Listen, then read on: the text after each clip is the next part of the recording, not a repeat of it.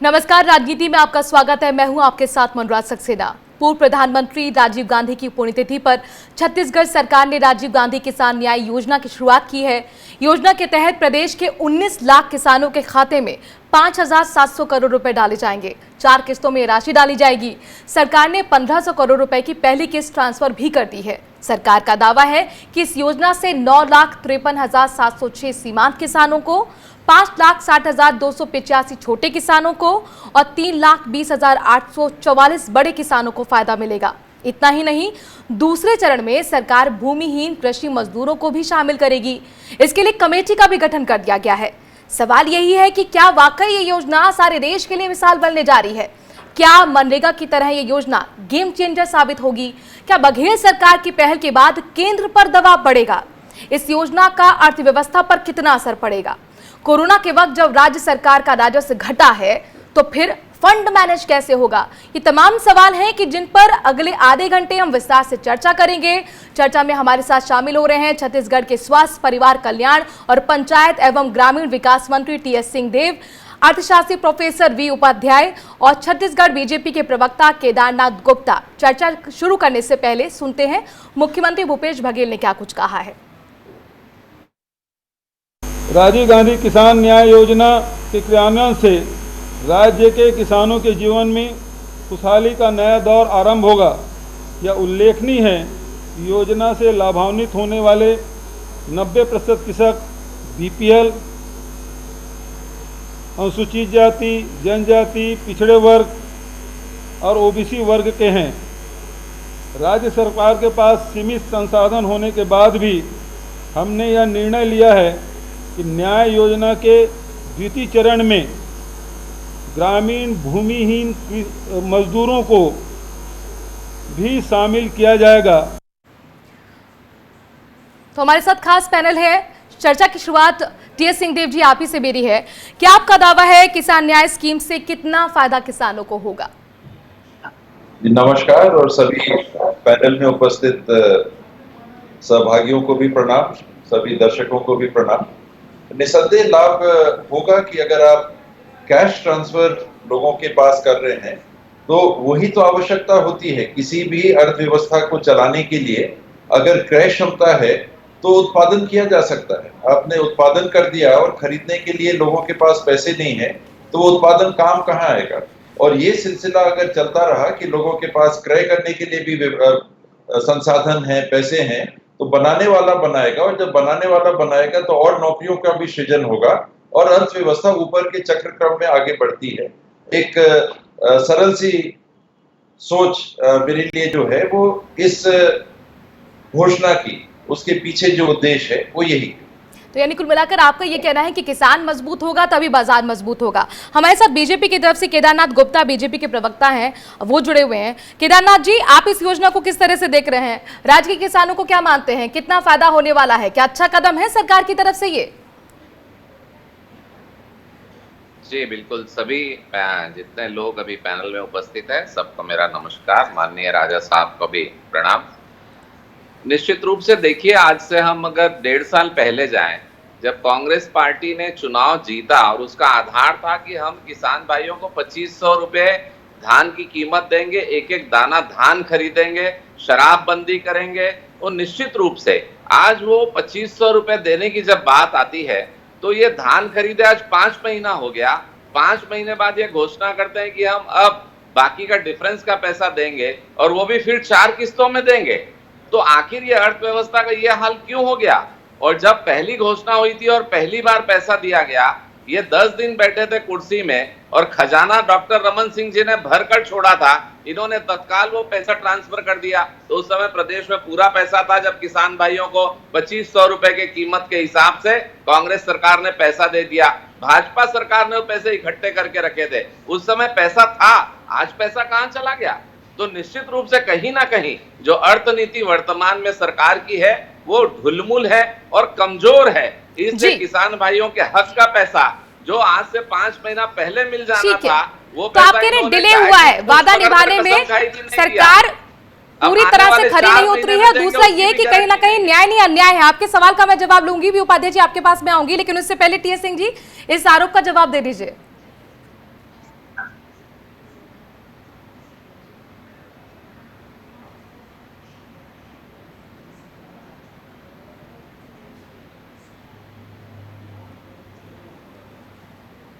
ऐसा कह रही है तो 2500 रुपया बोनस के रूप में देना चाहिए। बोनस मिला के हमको राशि उनको किसानों को देनी होगी।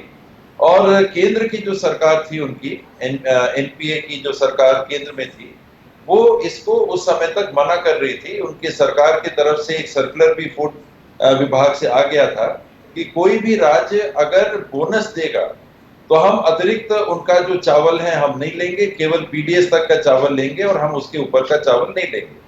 जब चुनाव आया तो भारतीय जनता पार्टी के भी साथियों ने, मुझे लगता है कि आपसी बैठकों में अमित शाह जी के साथ, अन्य नेताओं के साथ इस बात पे जोर दिया कि हमको बोनस के लिए राजी होना पड़ेगा, वरना चुनाव में हमको दिक्कत हो सकती है।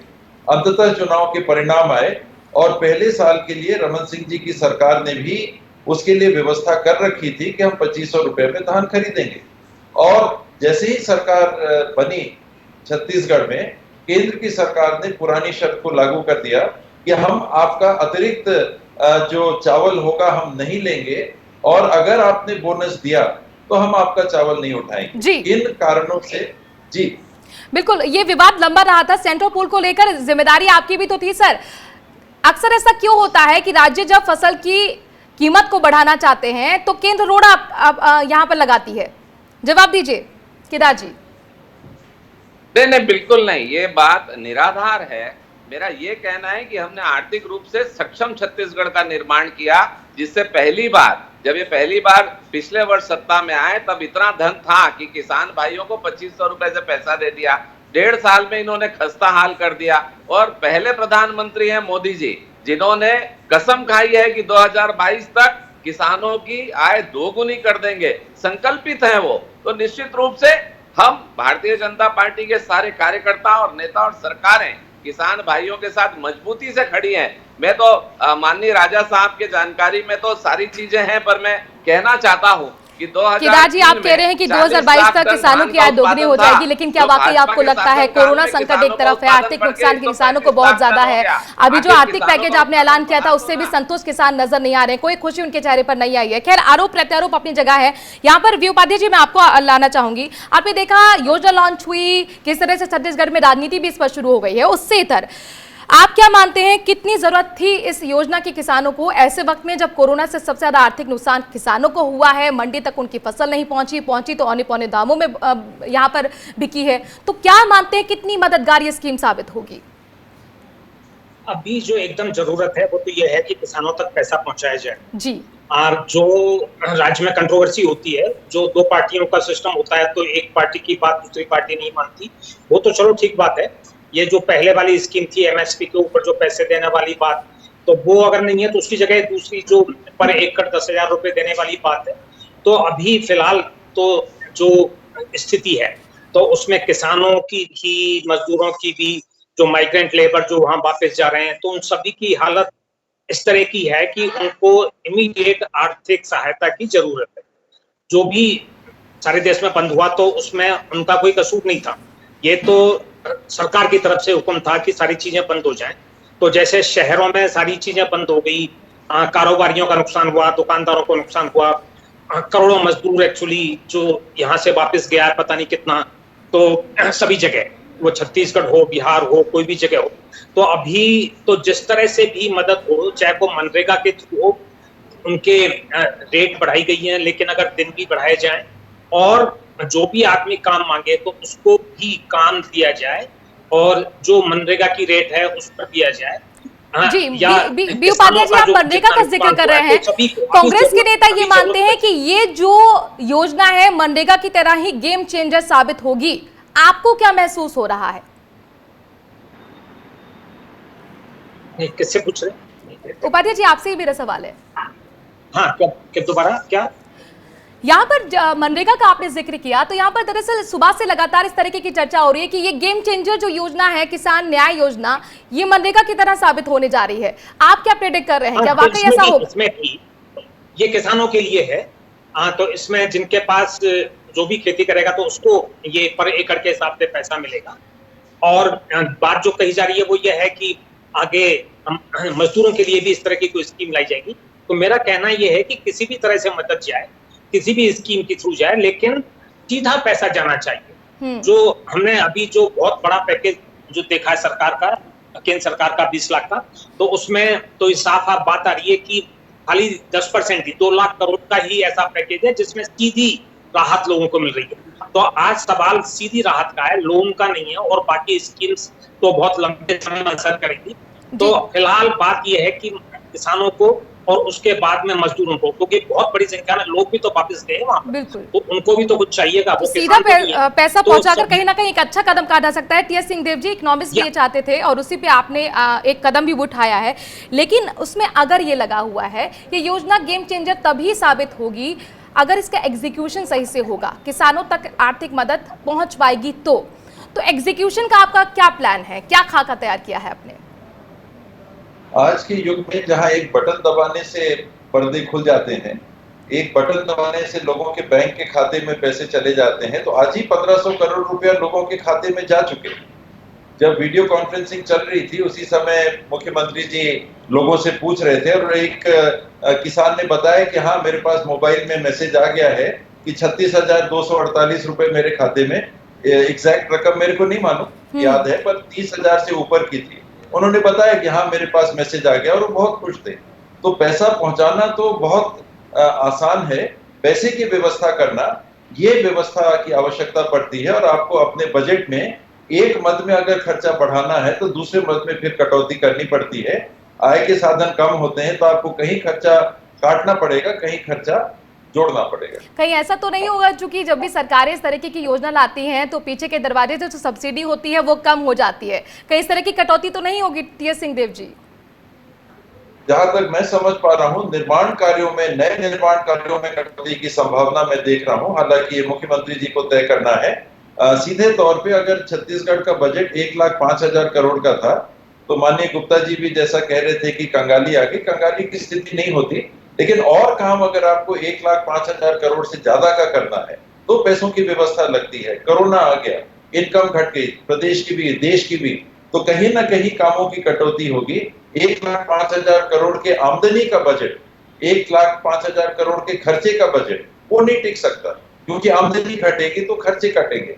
और इन खर्चों में अगर आपने इसको प्राथमिकता दी, किसानों को प्राथमिकता दी, भूमिहीनों के लिए भी आपको एक राशि पहुंचानी है, तो कहीं कटौती होगी और तब लोगों को ये पैसा मिलेगा। इन एडिशन आपकी आमदनी से ज्यादा कोई खर्चा नहीं कर सकता। लेकिन मैनेजमेंट कैसे होगा, कैसे फंडिंग होगी, जरा हमें विस्तार से समझाने की कोशिश कीजिए। क्योंकि एक तरफ आप कहते हैं जीएसटी बकाया भी बहुत ज्यादा है केंद्र पर, केंद्र जितनी आर्थिक मदद करनी चाहिए थी उतनी करती नहीं है, आपके रेवेन्यू कलेक्शन में भी कमी आई है, तो फिर कैसे ये मैनेज करेंगे? ये मदद की बात नहीं है जीएसटी की, ये तो हक देने की बात है। केंद्र सरकार उसको नहीं दे रही है। आपने सही कहा कि पिछले 4 महीनों का 1555 करोड़ रुपया हमारा जीएसटी सेस कॉम्पनसेशन सेस का पैसा केंद्र सरकार के पास बकाया है। ये तो हमारी राशि है, कोई मदद नहीं है। ये मदद तो होती अगर उसके अतिरिक्त होता।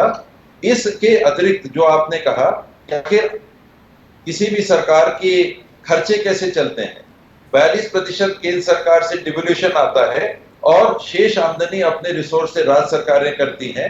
राज्य सरकार के प्रमुख मद क्या है आमदनी के? एक्साइज है, स्टैंप ड्यूटी के साथ में माइनिंग है, माइनिंग की रॉयल्टीज आती हैं, और फिर जीएसटी है।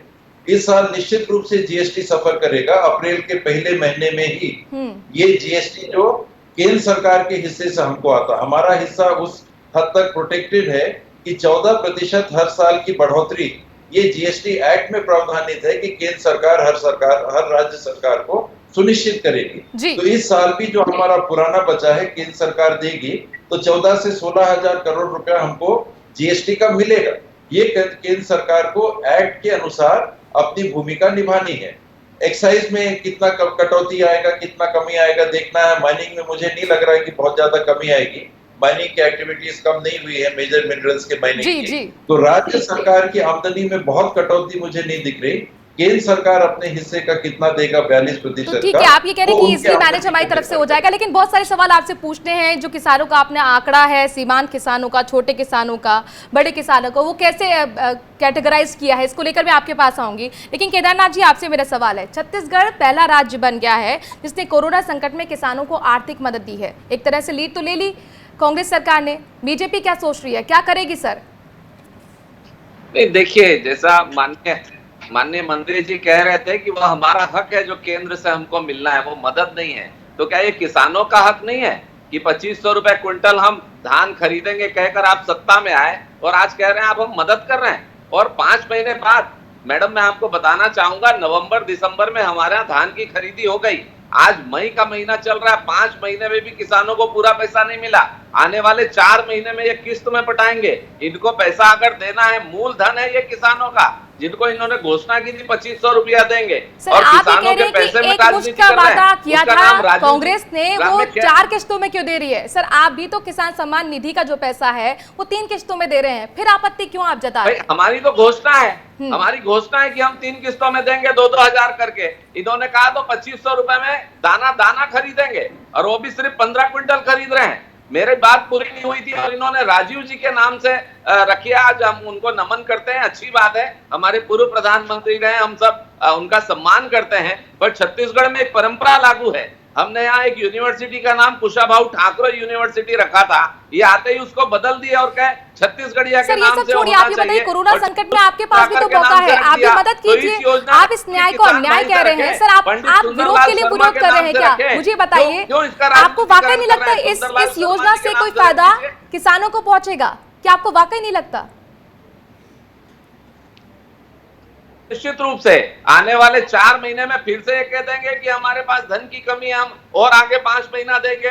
तो किसान भाइयों को दूसरी फसल लगानी है, उसका पुरानी फसल का पैसा अभी तक पहुंचा नहीं है, तो आगे के लिए कैसे प्लान करेंगे? तो ये सरकार ने पूरी तरह से किसान भाइयों को धोखे में रखा है, धोखा दिया है और किसान भाई समझ गए हैं कि ये सरकार अपने वादों को पूर्ण करने में। उपाध्याय जी मुझे ब्रेक पर जाना है, क्या वाकई केदारनाथ की जो भी चिंताएं हैं वो वाजिब आपको दिख रही हैं? क्या आपको वाकई लगता है कि किसानों को इससे कोई फायदा नहीं होने वाला है? निश्चित रूप से जब रकम एक साथ नहीं मिलती, किस्तों में मिलती है, तो उस समय वो सवाल है। सर ब्रेक पर जाना है मुझे। हाँ नहीं, ये अब ये झगड़ा अलग बात है कि कौन सी स्कीम लागू की जाए। पहले मान लो स्कीम की बात थी, लेकिन असली बात तो ये है कि किसानों तक पैसा पहुंचना चाहिए, इमीडिएटली पहुंचना चाहिए, और मजदूरों तक, और जो लोग यहाँ से वापस गए उनको भी पैसा। तो इस बात पे झगड़ा कम होना चाहिए कि मान लो किसी कारणों से कोई एक स्कीम नहीं तो दूसरी स्कीम हो। तो असली बात तो ये है कि किसानों को पैसा पहुंचाया जाए। अब सवाल ये आता है कि राज्य सरकारों के पास कितना पैसा है। तो इसमें दरअसल में जब तक बहुत बड़ा कुछ स्टेप सेंट्रल गवर्नमेंट नहीं लेगी, तो वो ही लार्ज स्केल पे बोरोइंग कर सकते हैं या आरबीआई से पैसा ले सकते हैं। तो अल्टीमेटली तो राज्य सरकारों के पास तो बहुत पैसा हो नहीं सकता, जीएसटी की प्रॉब्लम आएगी, सभी तरह की प्रॉब्लम आएगी। तो हमें आशा करनी चाहिए कि केंद्र सरकार भी कोई बहुत बड़ा कदम ले, और जो फिस्कल डेफिसिट की प्रॉब्लम को ज्यादा कदम ले केंद्र कदम ले। केदारनाथ जी देखिए, निश्चित रूप से केंद्र सरकार जितनी राशि राज्यों को देना है उससे ज्यादा मदद कर रही है। कोरोना संकट के लिए दवाइयों से लेकर पीपीई किट से लेकर सारी चीजें राज्यों को उपलब्ध कराया। 6 हवाई जहाज के द्वारा छत्तीसगढ़ प्रदेश में कोरोना संकट के लिए दवाइयां आई, इंजेक्शन आए, किट्स आई, और एम्स हॉस्पिटल एक अकेला है जो पूरे छत्तीसगढ़ प्रदेश में कोरोना का इलाज कर रहा है, जो केंद्र सरकार के द्वारा संचालित होता है। सर मैं बारंबार कहूंगा, कौन इनकार कर रहा है? बात किसानों की हो रही है सर। आप जैसा मनरेगा को लेकर आप सोचते रहे कि सिर्फ गड्ढे किसानों ने खुदवाए हैं, कोरोना संकट में सर मनरेगा ही एक योजना सबसे ज्यादा काम आ रही है ना, फंडिंग आप भी उसकी कर रहे हैं, तो कहीं ना कहीं ये भी आप अगर अच्छा एक स्टेप राज्य सरकार उठा रही है तो उसमें तारीफ करने में सर क्यों आप कंजूसी कर रहे हैं? उपाध्याय जी ये बताइए, क्या ये योजना किसानों के लिए मददगार साबित हो रही है, फायदेमंद साबित हो रही है? जल्दी से एक जवाब दीजिएगा, मुझे ब्रेक पर जाना है सर। जैसे उपाध्याय जी का मत है कि किसानों को तुरंत पैसा मिलना चाहिए, हम भी वो मांग कर रहे हैं कि दिसंबर में मैं आपके पास आऊंगी। उपाध्याय जी पैसे नहीं दिए, आगे देंगे, देना चाहिए। उपाध्याय जी समर्थन करते हैं योजना तत्काल। जी मेरा सवाल है, क्या किसानों के लिए ये योजना फायदेमंद साबित होगी या नहीं? नहीं, ये मैं बता रहा हूँ कि ये जो भी योजना है वो बहुत फायदेमंद है, और इससे ज्यादा अगर मान लो बीजेपी के जो लोग हैं केंद्र सरकार से कह के अगर बढ़वा सकते हैं तो और भी अच्छी बात है, लेकिन इस पर झगड़ा नहीं करना चाहिए। जितना मिले जल्दी मिले, वो बहुत इंपॉर्टेंट बात है। ठीक है, यानी केंद्र से अब एक्सपेक्टेशन बढ़ गई है। केदार जी मैं आऊंगी इसी सवाल के साथ, क्या दबाव पर बढ़ गया है? क्या आपको इस योजना को और भी अच्छे तरीके एग्जीक्यूट हो, इसके लिए फंडिंग नहीं करनी चाहिए? एक छोटे से ब्रेक के लिए यहाँ पर रुक रहे हैं, जल्द हाजिर होते हैं।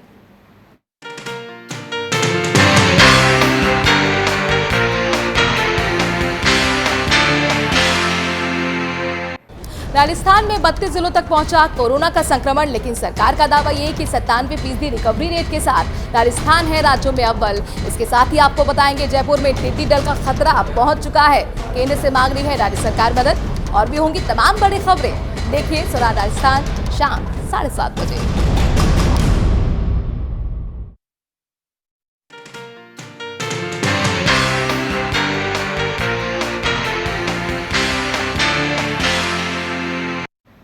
ब्रेक के बाद आपका स्वागत है। छत्तीसगढ़ सरकार की किसान न्याय योजना क्या गेम चेंजर साबित होगी या नहीं, इसी पर हम चर्चा कर रहे हैं। टी.एस. सिंहदेव जी, मेरा आपसे सवाल है, चूंकि बहुत सारी टेक्निकल इश्यूज भी सामने आते हैं जब एग्जीक्यूशन का सवाल होता है।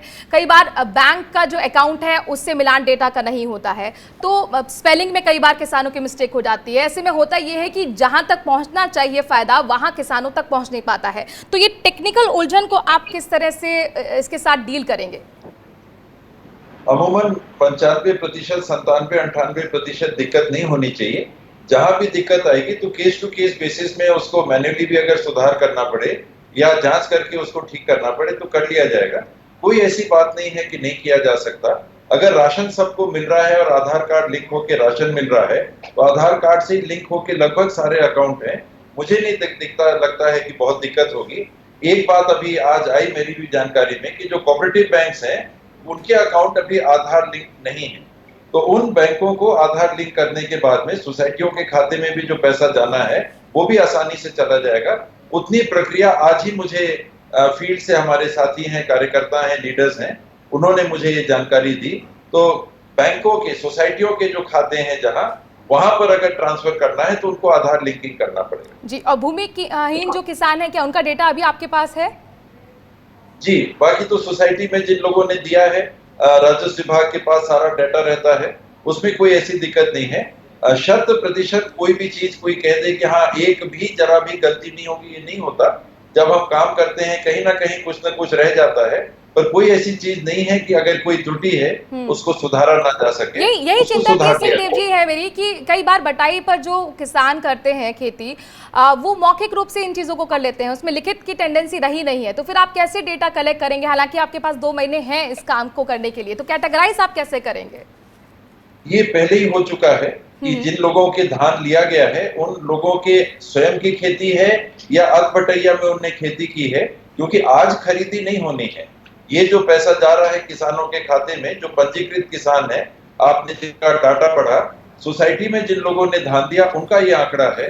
और राहुल जी का जो एनुअलाइज्ड इनकम की जो धारणा थी, उस धारणा को पूरा करने के लिए पंजीकृत किसानों के अतिरिक्त भूमिहीन इत्यादि जिस श्रेणी में लोग आते हैं, उनके लिए न्याय योजना को, किसान न्याय योजना को आगे ले जाने की परिकल्पना की गई है। इसके लिए अधिकारियों की एक समिति का भी गठन हो गया है। जो